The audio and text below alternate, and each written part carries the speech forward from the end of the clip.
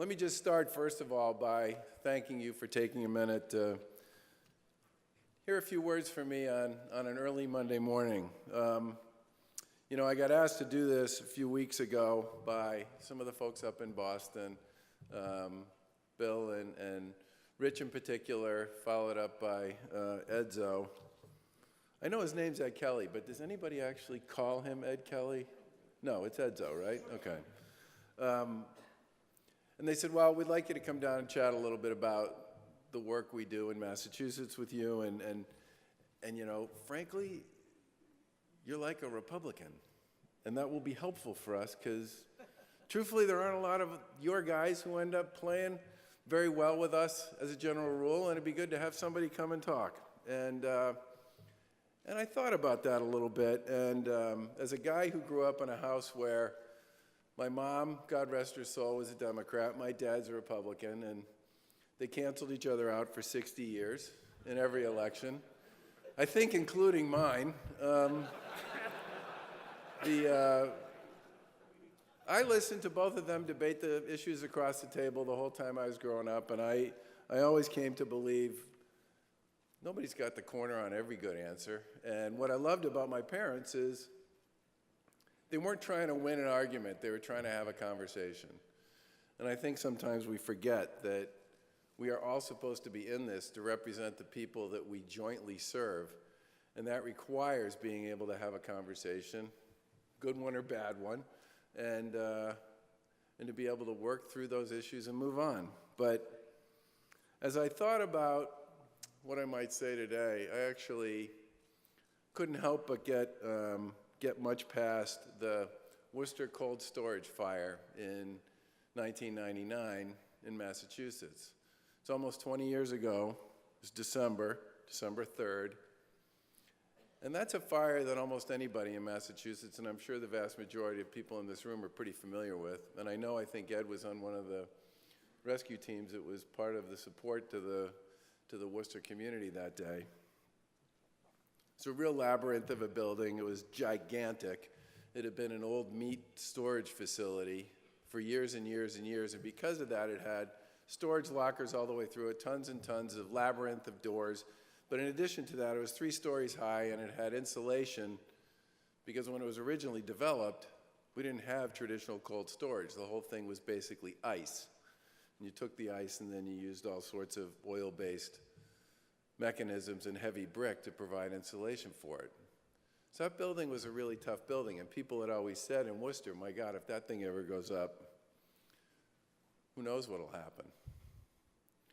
And then a couple of homeless folks got into a fight, they knocked over a candle, and they left the building when the fire started. And that fire in that building burned for several hours before anybody noticed it and called it in. And by the time the folks from the Worcester Fire Department got there,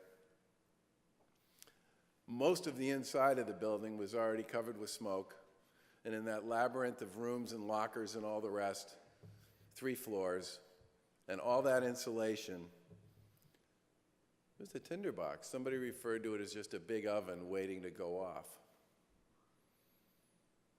Now, the next day in the newspapers, that was back when people read newspapers, by the way, 6 photos across the top of every paper in Massachusetts. Headshots, right? You guys, gals, know which ones I'm talking about. About as impersonal a representation of someone's life and someone's work as you could possibly imagine. But I remember, stark as this minute before me here, those 6 pictures of those 6 men who died in that fire. Now, at that point in time, they were called missing. And the reason they were called missing is because in the rubble of that fire, it took 5 or 6 days, front-end loaders and dozens of volunteers from all over the Commonwealth, and in some cases from all over the country, to come dig their way through what was left of that building at the end of the fire to find the remains. Now, those 6 men were way more than just those pictures that showed up in the papers. They had families, they had histories, and they had all grown up in many respects and taken very different paths, but found their way to the Worcester Fire Department. And everybody in the fire department knew that building was a snake pit. When the call came in, they answered it, because that's what they do. You don't get to choose which ones you respond to and which ones you don't. Same thing with Lieutenant Walsh and firefighter Kennedy. That was an incredibly windy day in Boston when that brownstone went up, because there were folks there doing welding work. They didn't get to choose not to go deal with the fire because it was an incredibly windy day and everybody was worried about the spread of that fire. They answered the call. And because of the quick work that was done by the Boston Fire Department that day, only one brownstone, despite the wind, went up. Somehow, and I to this day don't know how they did it, they managed to limit the damage to just that one building, even though there were many more stacked up on either side of it, as you can imagine the case would be in a crowded Boston neighborhood like that. Lieutenant Walsh had a story. So did Michael Kennedy. Michael Kennedy was a big brother to a young boy we got to know through the Big Brother Association. The reason I found out about that is because I was a big brother for 20 years to the same kid who I met through the Big Brother Association.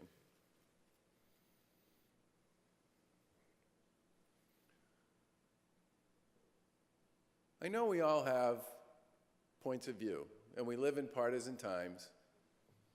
And there's a lot of people out there whose basic objective most of the time is to peel people apart, to create we versus they dynamics wherever they can. But I think about my mom and dad, who managed to agree to disagree and agree to agree and show their 3 kids what 65 years of successful marriage looks like before my mom died. When I think about those 6 guys who died going into a building that everybody had always said was the last place on earth you'd ever want to fight a fire,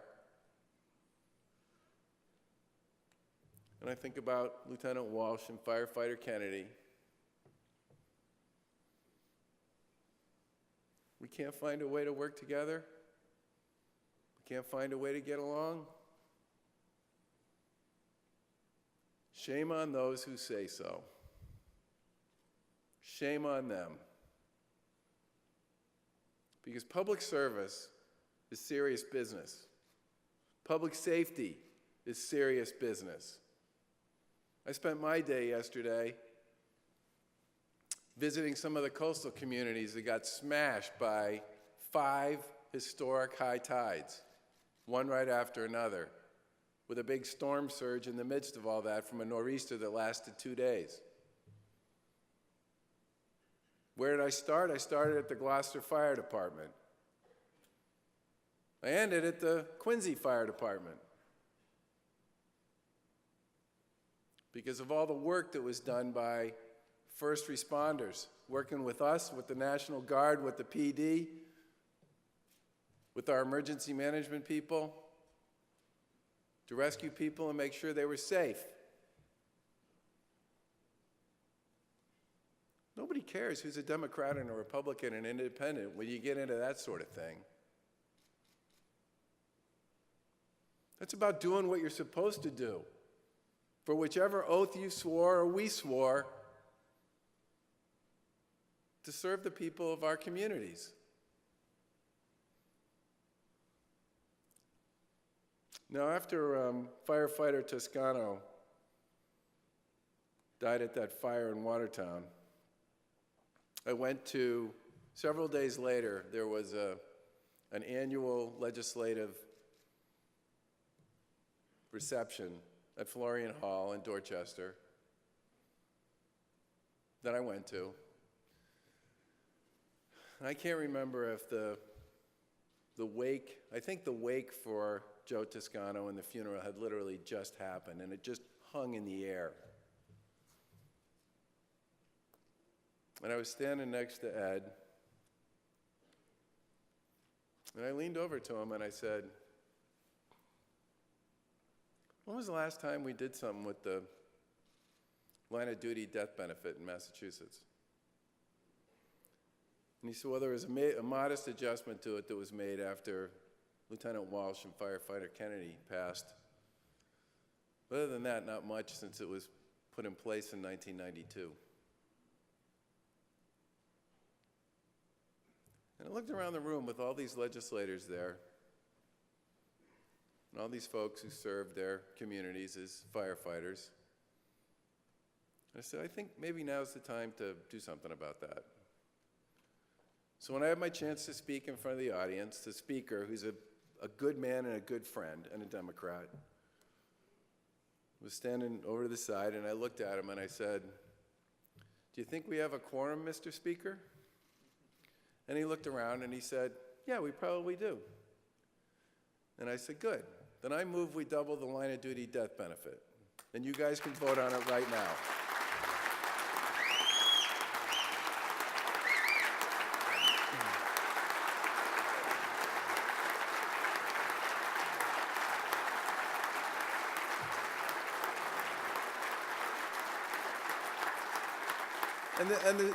Thank you. And the speaker, to his credit, said, done. And 8 days later, it was on my desk, and I signed it.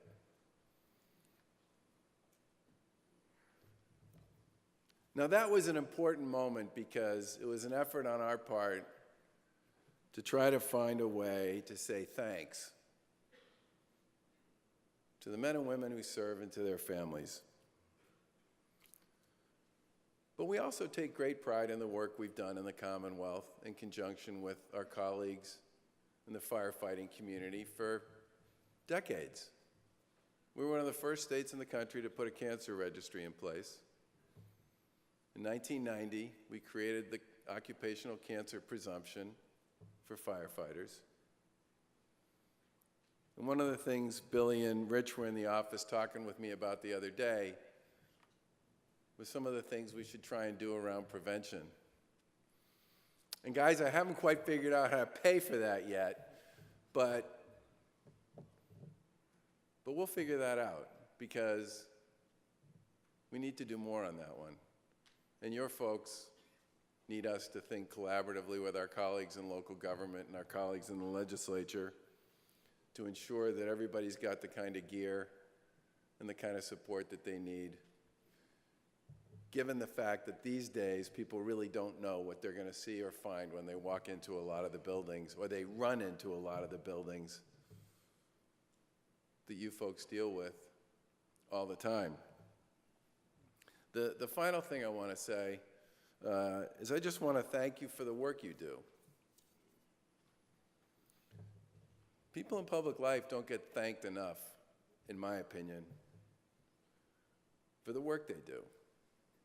And some of that's because a lot of times the only news you ever see is the bad story taken out of context that gets used as a brush to paint across everybody. It's unfair. It's usually misguided. Plenty of times it's also inaccurate. But as somebody who's had a chance to spend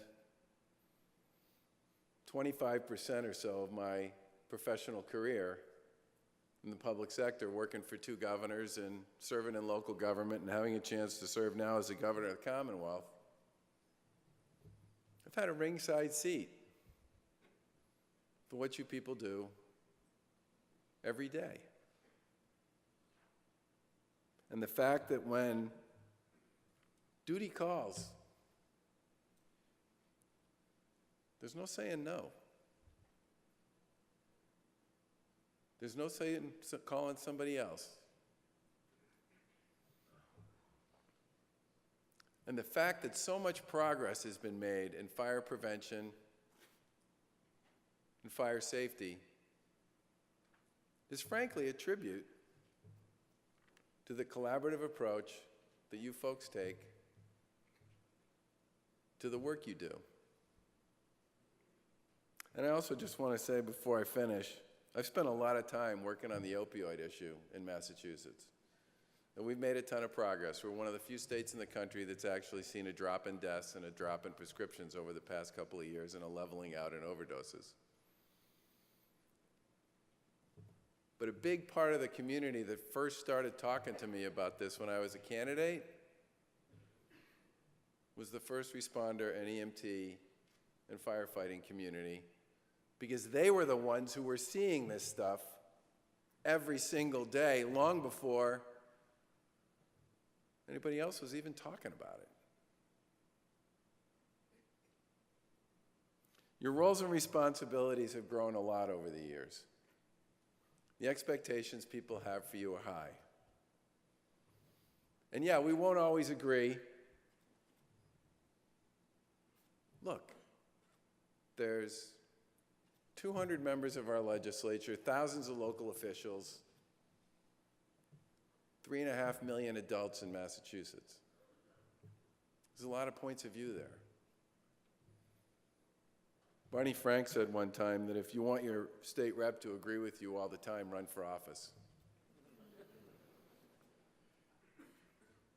But we agree more often than we don't. And I admire and appreciate the work that you do every day. And frankly, it dismays me that a lot of other people don't get what those oaths stand for and what public service is all about. So if you take nothing else away from me today, I want you to take away this. I wrote this down without any notes before I came in here. Tim Jackson, Jay Lyons, Tom Spencer, Joe McKirk, Jerry Lucy, and Paul Brotherton. Those are the 6 guys who died in Worcester. They died going into a building that they knew was a fire trap, and they did it anyway. And then Mike McNamee, who was their chief, once he realized that 6 guys were gone, stood up to all the rest who wanted to charge into the building and find the 6 to say, enough's enough. Let's just put the fire out. How many people in public life ever have to make decisions like those? You do God's work. God bless you.